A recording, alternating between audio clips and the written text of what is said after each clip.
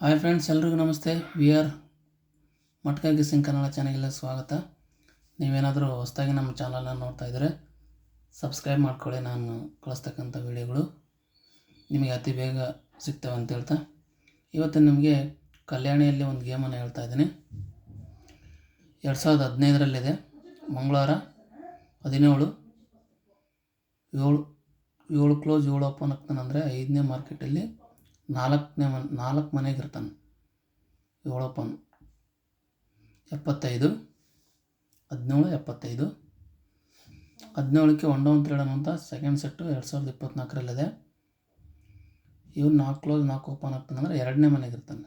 4 75ಕ್ಕೆ 3 down 2 open ಅಂತ.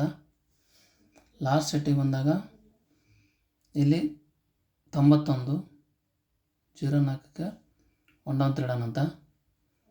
ಇಲ್ಲಿ 47ಕ್ಕೆ 1 down 3 down 2 up ಅಂತಂದು 19. ಇದು 1ನೇ ಮನೆಗಿರುತ್ತೆ. ಇವು 3 ಸೆಟ್ಟುಗಳು.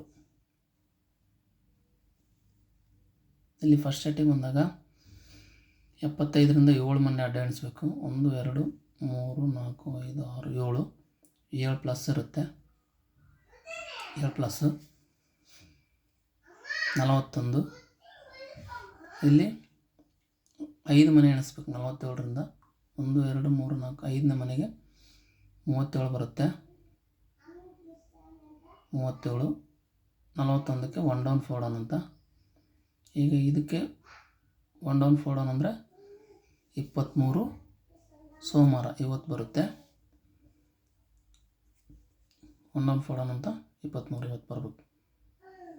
ಇಲ್ಲಿ ನೋಡಿ, ಅಲ್ಲಿ 37 ಇದೆಯಲ್ಲ, 37 ಫಿಗರು 1 ಡೌನ್ 4 ಡೌನ್ ಅಂತ 37 ಬಿದ್ದಿದೆಯಲ್ಲ. 37 ಎಲ್ಲಿಂದ ಬಂದಿರುತ್ತೆ ಅಂದರೆ 1 2 3 4ನೇ ಮನೆಗೆ 73.